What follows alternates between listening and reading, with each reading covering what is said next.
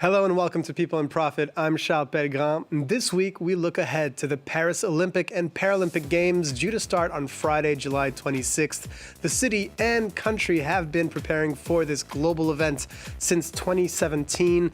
With 15.3 million visitors expected in the French capital, there are high hopes about the Games' potential economic impact, as well as equally high fears about its potentially high costs. So let's take a quick look at some of the figures that have been floating around on this topic. The government now says the budget for the Games is at 8.8 billion euros compared to 6.7 billion in 2017. Independent experts, though, expect that figure to be superior to 10 billion euros. In terms of benefits, Emmanuel Macron has claimed the Games have transformed the state's 2 billion euro investment in the Games into 6 billion euros of economic activity. There again, economists believe the benefits during the Games will reach somewhere between 2 and 3 billion euros. Well, for more on this topic, let's speak with Christophe Lepetit from the Centre de Droit et d'Économie du Sport, a French research institute specialized in the economics of sport. He is the head of economic research there. Christophe Lepetit, thank you so much for being with us. First off, how exactly will the Olympic Games benefit the French economy? And especially, where does Emmanuel Macron get this figure of 6 billion euros windfall from?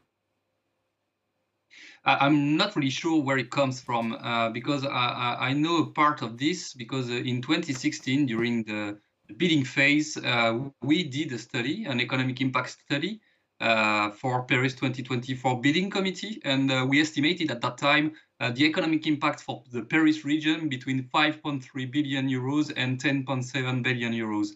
So I don't know where these figures of 6 billion euros which was given by Emmanuel Macron come, but I think that maybe it's an estimation given by the French administration based on the costs and the investments that are done through the Olympics.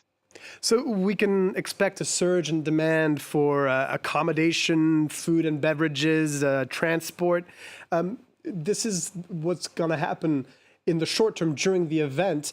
What about long-term benefits? What kind of benefits can we expect further down the road?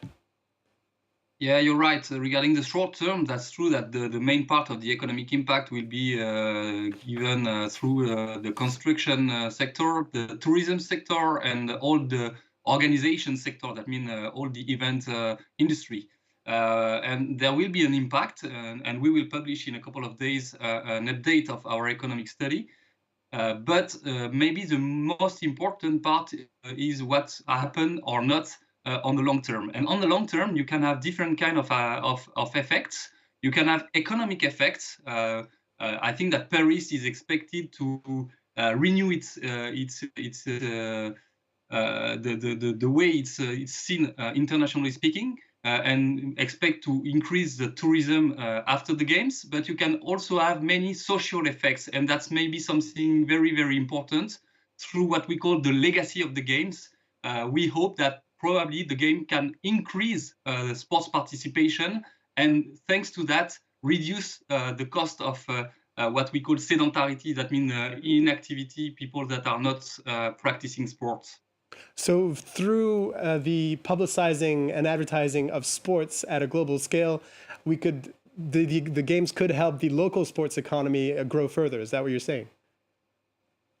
Yeah, that's the aim. One of the aim is to help to structure the sports sector, but one of the big aim of Paris 2024 is to increase sports participation through different kind of programs that are developed through the legacy and sustainability strategy.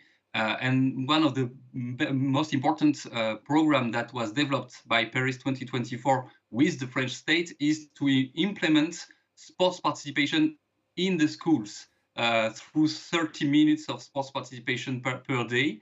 And they hope that these kind of programs will help to develop sports participation and then to have an economic impact on the long term by reducing public health costs for the French economy.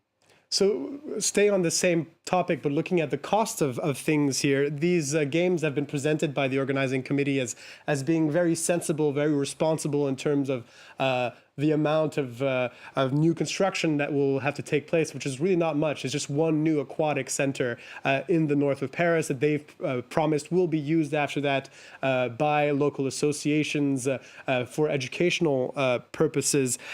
So a very sort of sober assessment of things.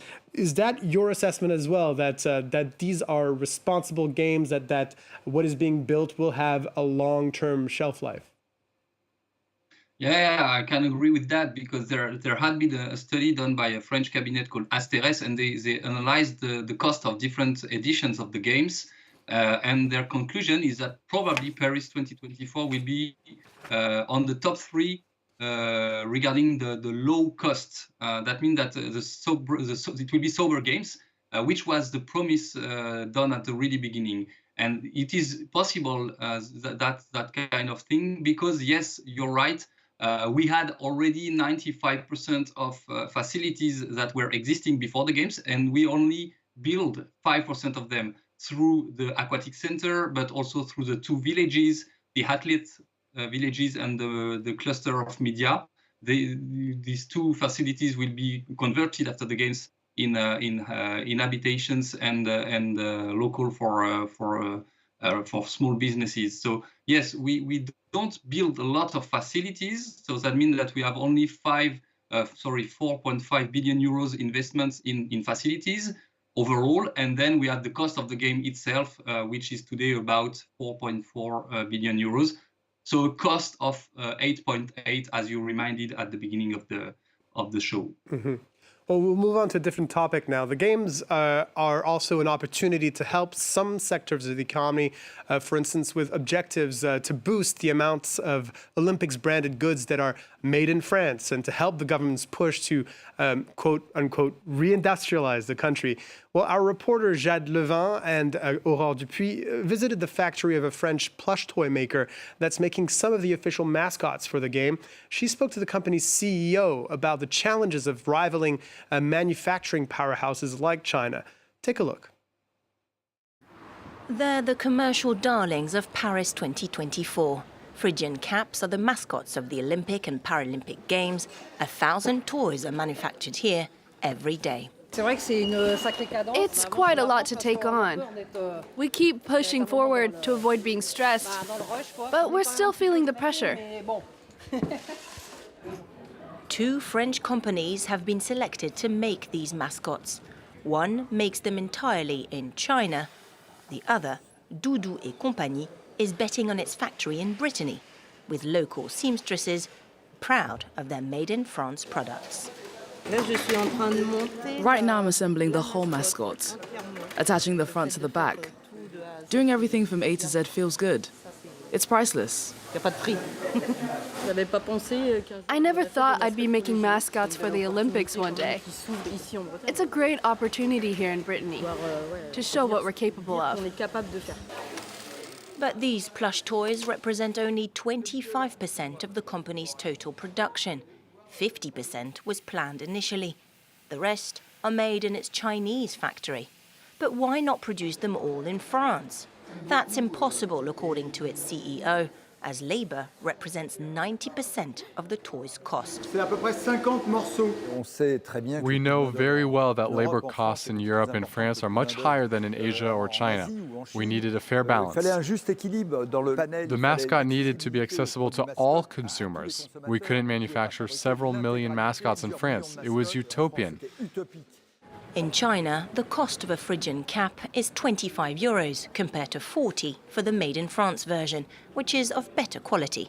It's bigger and softer with a memory foam fabric. More than 150,000 have already been sold, and the company is aiming even higher. For us, it's a great success. We need to turn the success into gold. We'll have truly won the Olympics if we can make this French production sustainable and get our distributors on board with the Made in France adventure. That's the big plan.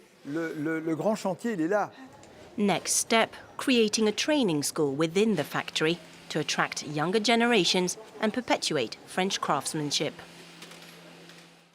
So, Christophe Lepetit, you listened to that report. Can the Olympic Games actually help reshape economic policy, or is this mostly a symbolic thing? It's really difficult, in fact, because that's true that there was in France a kind of controversy when the mascots were released, because we at that time we had the feeling to discover that we were not able to produce such an amount of products. But in fact, we have a program in France that we have underinvested in the industrial sector over the last 40 years or 50 years.